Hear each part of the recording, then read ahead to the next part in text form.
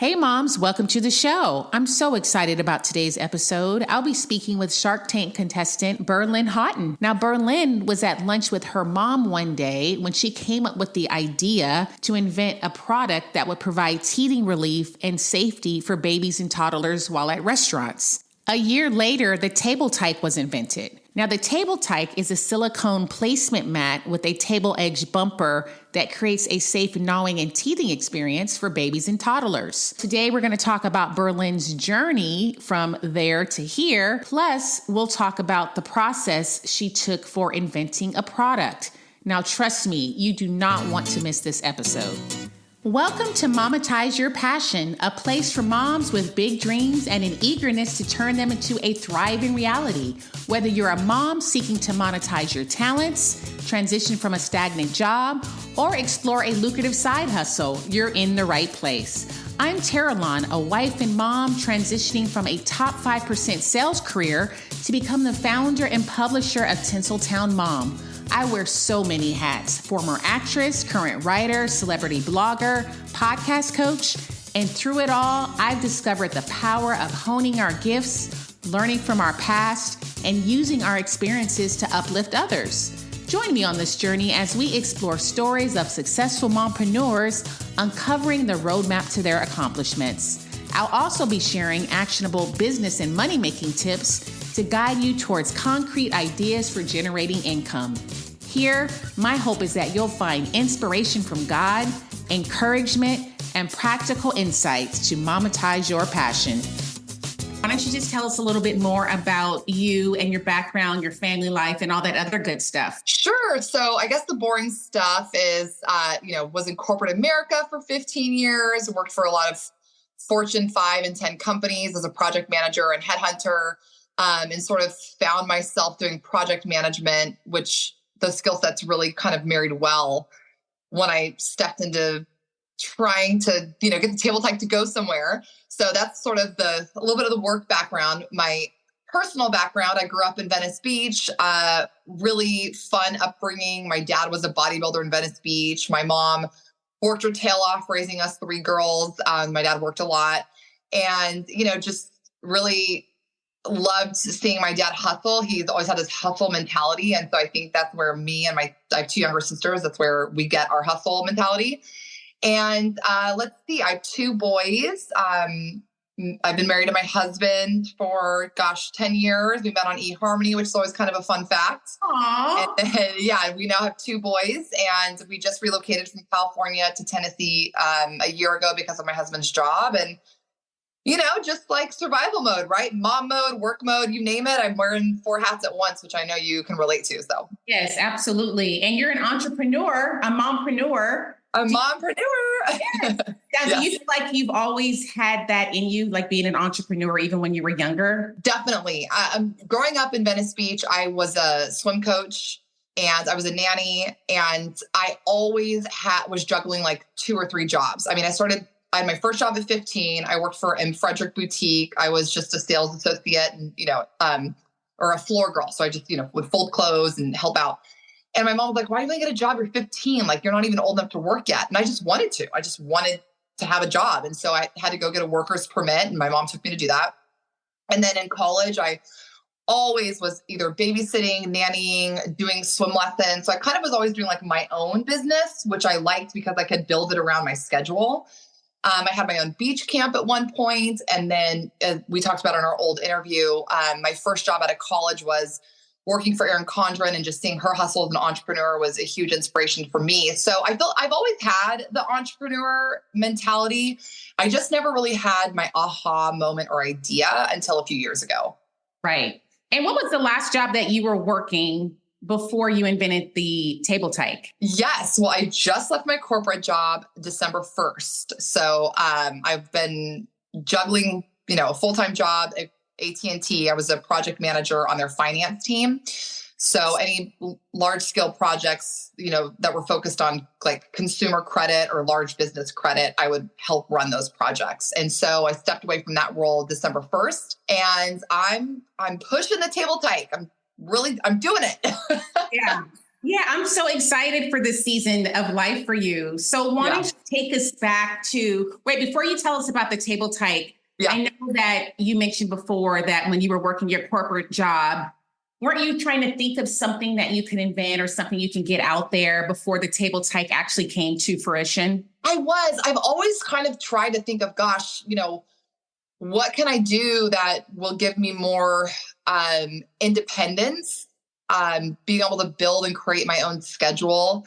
I really appreciate corporate America. I do think there's something to be said for the security blanket that it provides in terms of 401k and, pension, if you're lucky to have that. And, you kind of, you have a roadmap of sort of like what your career would look like and what the expectations are year over year. And I do well in that kind of a structure. So what's been hard for me with the Table Tyke is there isn't this clear roadmap of like what success looks like or how to build the business or scale it necessarily.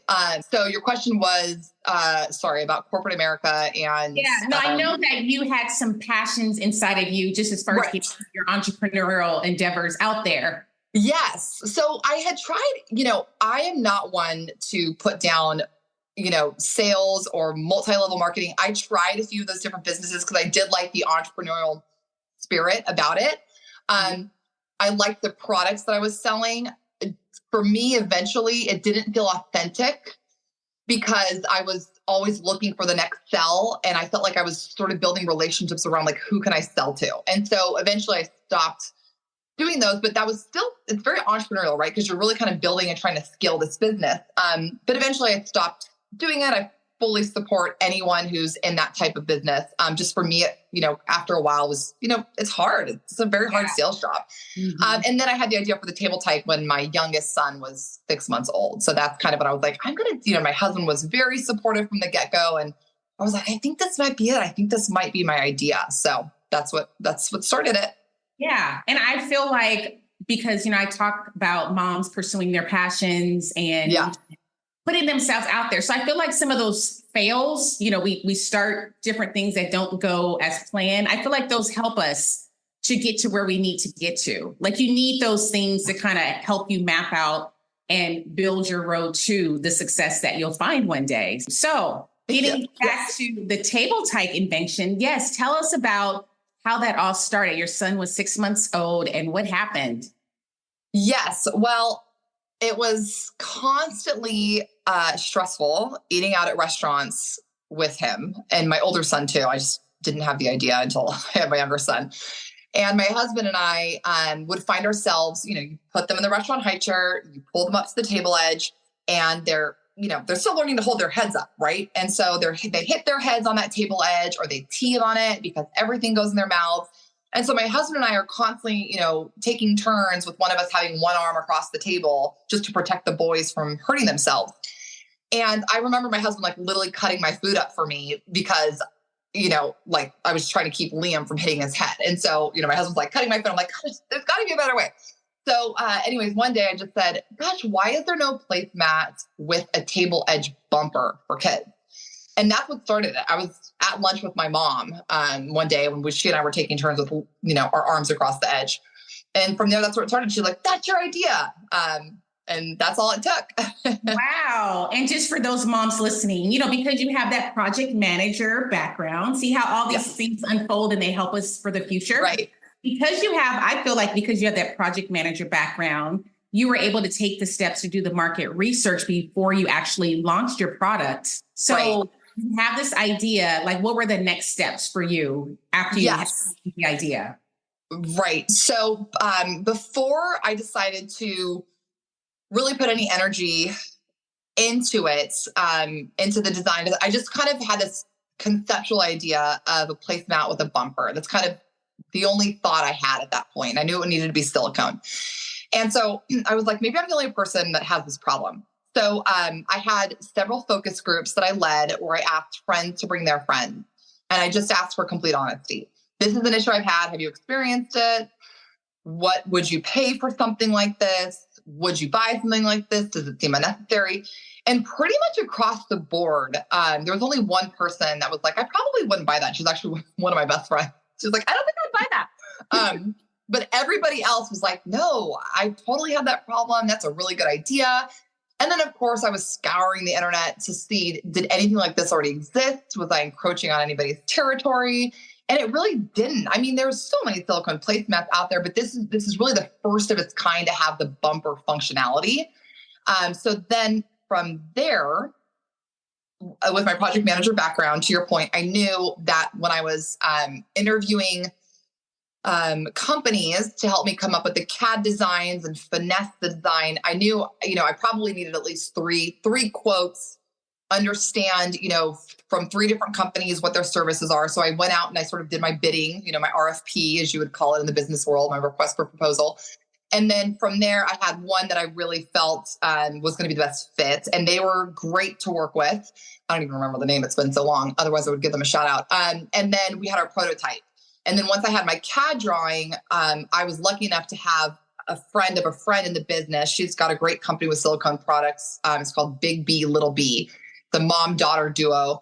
And she introduced me to the manufacturer that I'm still working with today. So I was really lucky. That manufacturer leap is really kind of the scariest leap, because when you're doing business overseas, there's different rules, different regulations, different, compliance requirements. And so being able to just take it from someone that she had worked with, saved me a lot of time and, a lot of money too, right? Because it's very easy. I had no idea what to expect in terms of like what the mold cost was going to be, what the cost per unit was going to be. So I was able to bounce a lot of those ideas off her. So I guess if you don't have those kinds of connections, what I would do would just, I would have just networked again. Hey, do you know anybody that does this, has this type of background? Get on LinkedIn, look for people, just really activate your network to see whose brain you can pick. And that's part of your project management skills too, right? Because you're really not a subject matter expert on a lot of things as a project manager, but you know how to go find the people that are. You got to use that skill set and not be afraid to ask questions. So I was asking a lot of questions, definitely. Yeah.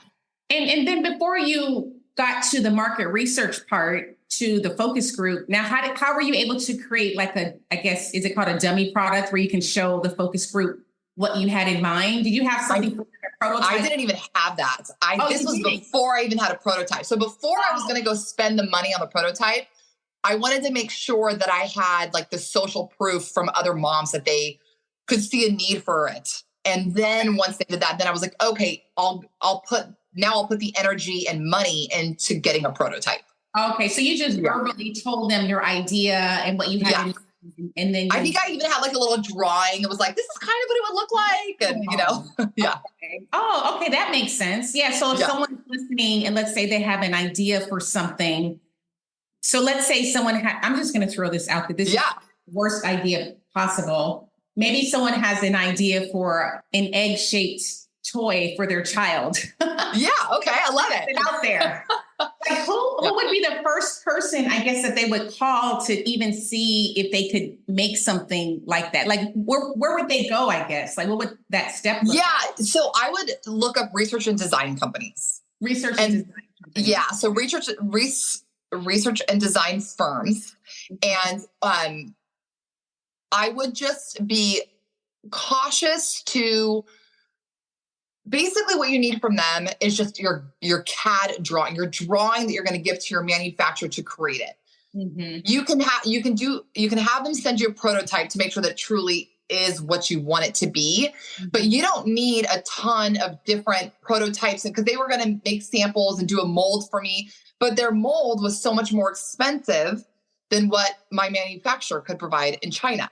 Yeah. And so I didn't need to spend thousands of dollars on a mold from them or more, hours of consulting fees for that. I knew, okay, you sent me this prototype. This is what I want it to look like. It's not as clean as, my final design, but this is essentially what I want. Mm-hmm. And then just give me the CAD drawings. And then from there, you just pass that on to your manufacturer and they'll create the mold for you. And that's all you need. So I would just be, for anyone that's utilizing a research and design firm, it's a fantastic tool. I would just be careful about how much time and money you're using with them because it can get very costly very quickly.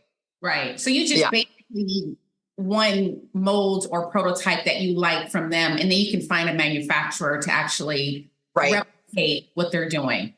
Yep. All your manufacturer needs is the drawing. Once you have that drawing, you just send it off to them with all the dimensions of everything and they'll create it for you. Yep. Okay. So once you had yours, the one that you actually liked, where did you go from there? Like, how did you find the right company to work with to like replicate all these? Well, that was the manufacturer that my friend introduced me to. Oh, that was that person. Okay. Yes. So she said, I've worked with him for, years. He's great. He's very fair. And, I will say doing business with China can, like I said, can be scary because there's different rules, different, compliance measures. My husband's done business in China. So he was, just like, be cognizant, make sure you've got referrals. And so because Amy vouched for him, I was willing to take a leap of faith, but I did also walk her through because she had more experience in this business than I do. Of course, at that time, I mean, even still now she does. I said, here's what he's going to charge me for the molds. Here's my price per unit. Here's the lead time that he's giving me. And by the way, I didn't know what any of these things were until he's sending me these emails. I'm like, I didn't know, I think, price per unit, I hadn't really thought about lead time. I hadn't really thought, because yes, I had been a project manager, but it was in a very different world. Right. And so again, I'm like learning all the lingo and, don't be afraid to Google stuff. Google is your best friend. And so I'm calling Amy. I'm like, hey, here's what this email says. What does this mean? And is this good? Is this bad? And she's like, honestly, those prices are amazing. I would totally go with it. And so I took the leap of faith with him and just did a really small run. The first time we did like 500 units. And because again, I wasn't quite sure, like, what was my vision for this company? How much was I going to push it? How much was I willing to invest up front for it?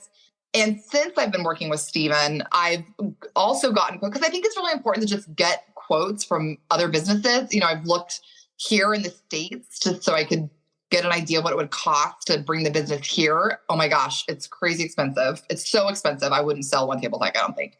I looked at Mexico. So I've definitely, when you go to trade shows, you'll start to meet people in this industry. And that's where your network grows. And it's really important to do those sanity checks. Like, hey, what would you charge for this mold? What would your price per unit be? What's your typical lead time? And the manufacturer I have now is still like as competitive, if not more competitive than anything I've received. So I'm like, okay, I know I'm with the right person, and he's always been just a really great partner. So, So, I think if someone's good to you, you give them the benefit of the doubt and you stay loyal to them. And that's my plan. Yeah, exactly. So when you had your 500 products and you had them, you kept them in your garage, is that what you did? I'm still keeping stuff in my garage. I'm like, I'm too cheap to go to a warehouse until I have to. She went on Shark Tank with thousands of orders, which we'll get to, and she's still keeping them in her garage. Yeah, I'm like, I'm trying to keep my business costs down. My husband always says it takes 3 to 5 years to turn a profit. I'm like, okay, we're at 3 years this year. What's going to happen? Wait, are your neighbors still coming to help you package things and send them off? We have a huge packing party this weekend. So if you want to come pack, hop on a flight, sister. Maybe you were in California still, but you moved too far. Sorry. I know. And it's so cold right now in Nashville. I don't blame you for not wanting to come. We got the weirdest snowstorm. So, but yeah, we have a huge packing party this weekend. Oh, sorry, I forgot what your question was. Okay, it was. So I was going to ask. So you had when you had your 500 products in your. Oh, right. So so you have 500 products and you're thinking, okay, now I have to sell these. Like, how did you market them? Like, what did you do to sell those 500 items? Well, the power of friends and family. So I had a website. So I'm trying to think. So I had a website that my sister's friend built for me. It wasn't a great website, but it was all I could afford at the time. And I was just like, I just need something. And so I just posted on Facebook and I posted on Instagram. I think it was, if you go to my Instagram, you'll see it on there. I think it was like October 21st, 2020 or something. I didn't spend any money on ads. And by the way, I do not recommend for anyone starting their business to spend a lot of money on ads. I do not recommend it. There's not a great ROI from it because everybody's using it now. There's so much noise. Unless you can spend thousands of dollars, you're really not going to see an ROI. You're just not. So I would really utilize the organic traction on social media for as long as possible and pitch yourself on your own to news stations, magazines, you name it. Anyways, so I had the 500 units. They were in my guest room. I didn't even have packaging for them. I had no boxes for them. I didn't even know how I was going to when someone ordered it, what it was going to look like when it came in the mail. I just was like, I've got these Table Tykes. And I mean, we went through the 500 fairly quickly just because of friends and family referring it. And so then I was like, okay, I need to look a little bit more professional now, because now I'm getting people on the website that I don't know who they are. So that's when I contacted, again, a friend of mine. Well, she's now a friend, but at the time. So I was looking for a marketing company that could help me with branding and packaging and a new website. Because at this point I was like, I need to look a little bit more professional when people come to the website. Right. So I looked at 3 different companies that were local, because I wanted someone local. This was also, October 2020, COVID. This would have been 2021, like early 2021. So, I needed like in-person, vibes from someone. I was like craving working with someone in person. And so I found 3 agencies that were local. At the time I was living in Fresno, California. We had just moved up north to be closer to family. And I interviewed all 3 companies. I got prices from all 3 companies, tried to understand their services. And again, I'm all new to this. So I'm literally Googling, like, what do marketing firms do? How does branding work? I mean, I'm literally just trying to figure it out.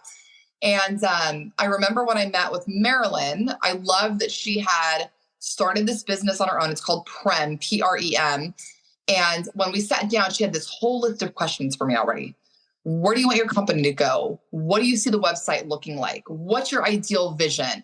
Who do you plan on selling to? What does your consumer look like? I mean, all these things that I hadn't even thought of. I'm like, I don't know, it's just a mom. She's like, no, let's dive into that a little bit more. And she spent so much time prior to our meeting to think about it. And she got her business started walking door to door in Fresno, pitching herself as a marketing person. She's like, I didn't have one client. I literally walked in with business cards, and I liked that hustle. I was like, I like you. And now she's a very good friend of mine.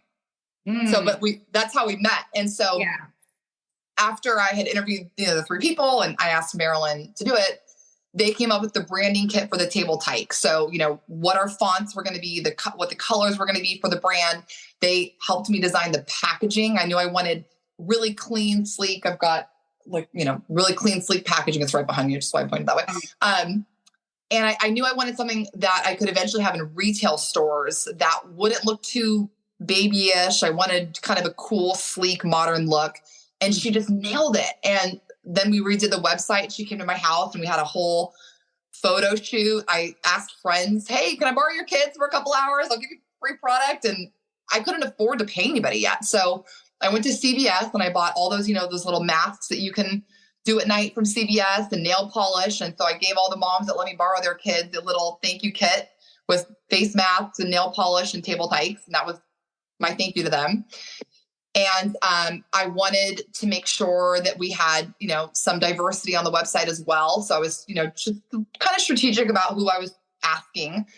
And it was unanimous. Everybody was like, yeah, oh my gosh. And the kids that we did that photo shoot with are the same kids that are on the pictures that are on Shark Tank. So cute.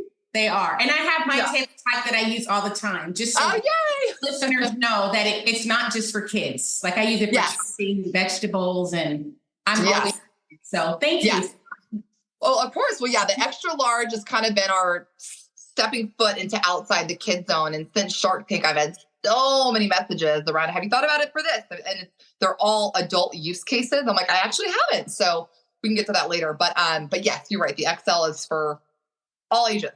Yeah. So you mentioned Marilyn. Did you tell me what her title was? Is she like a business coach? Like who is she? She's the CEO of her marketing company, Prem. So she's a marketing firm. So would you recommend someone use a marketing firm once they have their products? Well, I was using Marilyn's firm more for branding.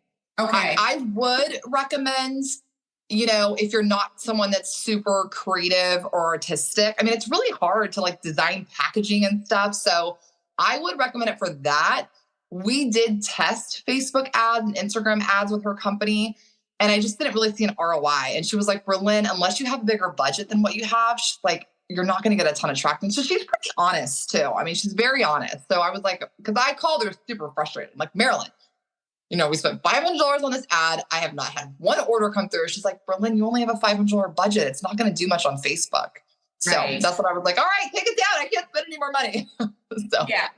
Okay. So once you have the website looking professional, You hired Marilyn. She helps you out with your branding. Like, Yes. where did the company go from there?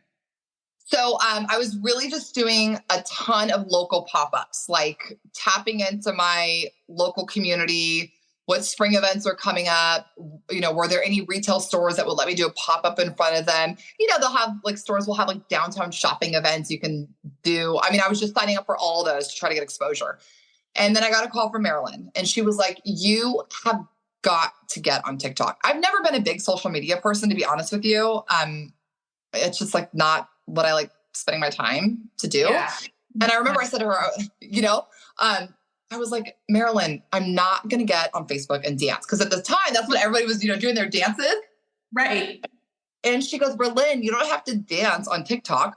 Just get on there and talk about your product. And I thought, that's it. That's all I have to do. And she said, yes, after we get off this call, go do it. So I went down to my kitchen. I'm tall. So I needed something that was like eye level. So I grabbed my air fryer, put my olive oil bottle on top of it, propped my phone up, and literally just talked about the Table Tyke for like a minute and a half. I ran out the door to get my kids from school. That night, I posted the TikTok. I had no idea what I was doing. I was just like, I'm just going to post this. And that was your first. That was my first one. That was it.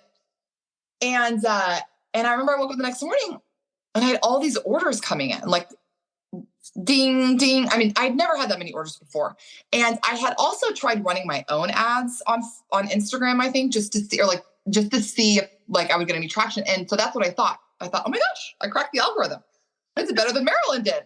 And so I'm all excited, and I start getting calls from friends. You're on my For You page. I'm like, what the heck is that? They're like, that's on TikTok. You keep popping up on my page. I had no idea. All these orders and views are coming in from TikTok.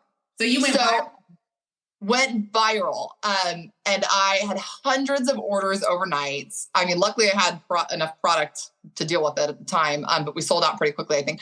I mean, I called my neighbor across the street and her daughter, they came over and, for like 2 days, they're helping me after work, package and ship. And we're listening. I mean, I didn't even have, what am I talking about? The printer. No, like the printer that what's it called? Where you can print out the shipping labels. I didn't even have that yet. Yeah. So we're literally printing out every shipping label and taping it on with packing tape. Wow. I mean, that's how it was. Yeah, it was super grassroots. And so, we've come a little bit of a way since then. Yeah. But then with TikTok, I was going viral probably every month. And so then our local news station picked us up. And at this time I had brought on a friend. This is when life comes full circle. I taught her how to swim when I was in college. She's younger than me. So she was like, I would babysit her. She has since relocated to Fresno, which is where I was living. And she's like, hey, I can help you with social media. I was like, really? So she's posting social media for me. And, we're laughing. I'm like, remember when I used to coach you in swimming?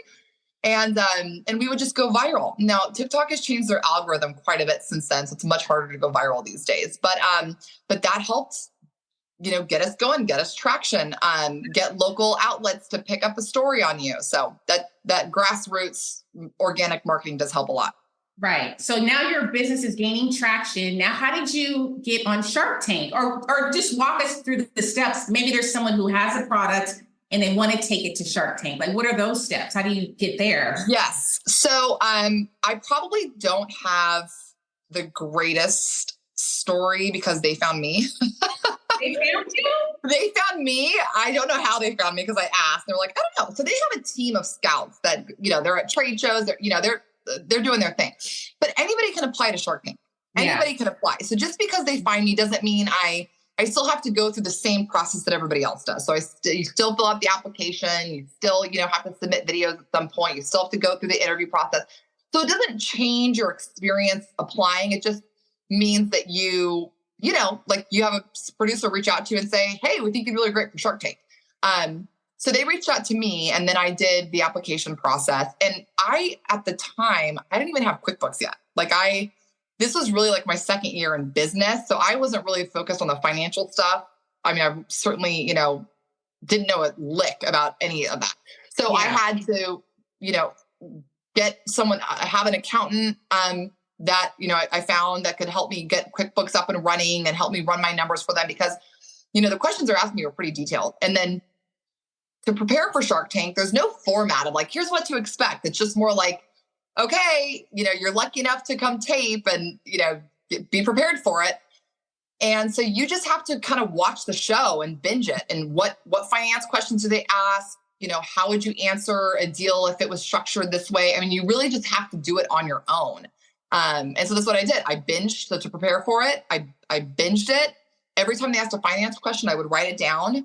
I was lucky enough that my father-in-law was a CFO of a company. And so he ran all the numbers for me because I'm not a numbers girl, let me tell you. So I was like, what's my customer acquisition cost? How do I even do that? And so I was very lucky to have that. But I mean, anyone could hire an accountant to help them with that. For sure. Yeah. And just so the people listening, Berlyn was on Shark Tank. She did phenomenal, even though she didn't get a deal. I didn't get a deal. You were able to answer literally every question that they had. Like, how much are you going to make next year? You knew how much to invest in. Like, you were able to literally answer every objection that they have, that they had, even though they didn't make an investment, which is fine because why don't you tell us what your company, what's happened since you've been on Shark Tank, which recently aired. Yeah. Well, I do want to say I was a little disappointed they didn't ask me more finance questions because I spent so much time studying every possible scenario. I was like in there, like, my father-in-law spent so much time like running through all the numbers. Poor guy, I owe him for life for that. So since it aired Friday night, so today's, just a few days later, oh my goodness, it has been the biggest blessing, the power of Shark Tank. Before it aired, what I really was hoping for was just that the sharks liked me, because I knew that if they liked me, that would resonate with the audience. Mm-hmm. And they were so complimentary of the product, of myself. I knew it was a little bit of a long shot going in there because we were really pitching the Table Tyke, not the XL. I had only had the XL on the market for 1 month. So I didn't really know a ton of use cases for it. In fact, I fast tracked the XL to have a second product to show on Shark Tank. So I knew I wanted to launch the XL, but I was, I didn't have a lot of money to launch it. I mean, my business is, and then once I found out I was going to tape with them, I was like, I have to have the XL ready. So I have another product. And so I, had to get that ready, get product in stock, have professional pictures taken of it. So it was, rushing. Since it aired, we have had thousands of orders, thousands. We've already gone through an emergency order from my manufacturer. I just placed my second emergency order and we've already almost gone through that. So now it's, and I will say too, the feedback from people that watch the show has been incredible. People messaging me that hey, I just saw you on Shark Tank. You did a great job. Oh my gosh, I love your products. I don't have little kids, but great job. I mean, you hear that from someone and it's like, gosh, they took the time to send me a message. I mean, how nice is that? Yeah. So it's just been, I'm trying to live in this space of gratitude for as long as possible because, it just doesn't get any better than that. It really doesn't. That's all you can ask for. So this weekend I'll fall out of the place of gratitude. I'll just be in like busy packing mode. But let me tell you, the whole time I'm packing, I will be just like, gosh, is this real? Is this happening? So Oh, I love that. And then just for those listening, let's say they're at the infancy, like the thought process stage of their invention. Like, how do you recommend they stay organized? Like, did you have any strategies, like for, I don't know, an Excel spreadsheet or a system to keep track of everything? Because I know you can't protect your idea. Like you can have an idea, but there's no way to protect it. So I don't know. I'm thinking like you write down your ideas. I don't know. Did you have a strategy just for like the infancy stage? I knew right as we had the idea for it, I went to LegalZoom and I got my business. So I had I kind of launched, look at me, I can't even tell you what the certificates are, but I did that. And then once we knew we were going to call it the Table Tyke, I trademarked that right away. Okay. And then I got the domain also right away. And those aren't very expensive things for the most part. I mean, they're pretty minimal to do that. Where your big cost comes in, and this is where, depending on who you talk to, you'll get very different feedback. So the cost comes in when you talk about patents. And so the sharks are always curious if you have a patent. I've spoken to so many people, again, at trade shows. if anyone has kid ideas, the ABC Kid Show in Vegas, it's every May, has a huge amount of people from the industry that come. So that's a great trade show to go to. And that's really kind of where we started to network and find all these other people too, was from that trade show. Anyway, so if you talk to different attorneys, they'll give you different perspectives on whether or not a utility patent is worth the money. Utility patents are very expensive. If you do get a utility patent, it's great, but it's super detailed. But if anybody takes your utility patent and switches it slightly, that patent is now void for that person's design because they didn't copy your idea exactly. So what do you do to avoid that? Well, again, this is where you get different perspectives. So, and many utility patents are declined. So, what I've been told is a design patent is more broad. And so that will actually safeguard you more because it's not as specific as utility. But if I talk to a different attorney, they'll tell me differently. So, we have a patent pending. We'll see what happens with it. But yeah, I mean, I guess it just depends on who you talk to. So I'm not really, giving advice here. I'm just sort of saying these are the things that you'll have to decide as a business owner. Want to take the leap of faith or do you not want to? Yeah. So for me personally, I'm like, do I want to spend the money on a, utility patent? I don't know. And I've also been told from a couple different attorneys that if you go to fight certain patents, the litigation cost alone is $1 million. So do you have $1 million to spend? I definitely don't. So, those are the things you have to think about. So just do your research before you get super fixated on the type of patent that you want. I would get a few different ideas, and then you're just going to have to decide, for yourself, what kind of budget you have and, what makes the most sense for you and your business. Yeah. And that's further down the line after the business is launched and has had success. Is that when you would recommend even thinking about that or at the beginning stages? I started the patent process like the second I launched the Table Tyke. Maybe not the second, maybe like a couple months after. But you have like a year, I'm forgetting what it's called. When you first launch it, you have a year where it's, I can't believe I'm forgetting the name. It's like, I'll take my time.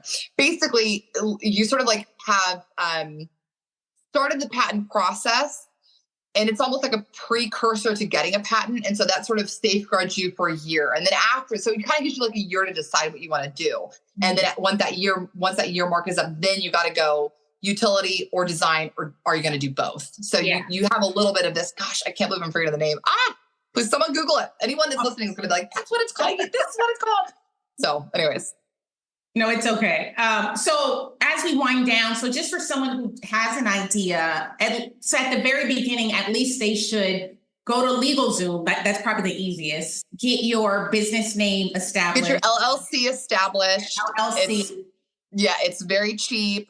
Yeah. You'll get your name and domain picked out. Get your business tax ID information, again, from LegalZoom. Trademark whatever you want, the name, get your domain set up.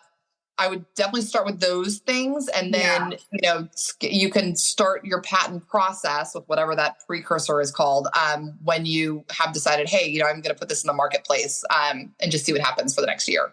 Yeah. Are there any communities out there that you would recommend to moms? Maybe they're like an invention club or some sort of Facebook group. I don't know, like if they're stages of, needing help or coaching or things like that you would there are definitely groups out there. A lot of them, you'll meet people at the trade shows. And I will tell you, I don't know if it's just the baby industry or what, but people are so willing to help you. I have not found it to be a super competitive space. There's another product that's another baby silicone placemat, Busy Baby Mat.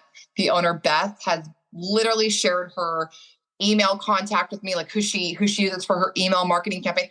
So as you get to know people, they'll kind of invite you into these groups like, hey, we've got an inventor group here. Hey, there's a Shark Tank group here where we all share ideas and stuff. So as you're sort of launching your project, there's also, I would look at like, what is that? It's called like GroupMe or Meetup. Meetup app. Yeah. And find like your local business groups there. I know being in Franklin now, there's one for working moms that I just saw, like on a Facebook group. And they meet once a month just to kind of establish a sense of community and bounce ideas off each other. So I would tap into, look at Facebook groups online. And as you go to trade shows, if you connect with someone, anyone that I meet at a trade show, I get their contact number. I chit chat with them a little bit more that weekend. That's how I've met everybody that I know is really through the trade shows. The trade shows are so important for your business. Definitely.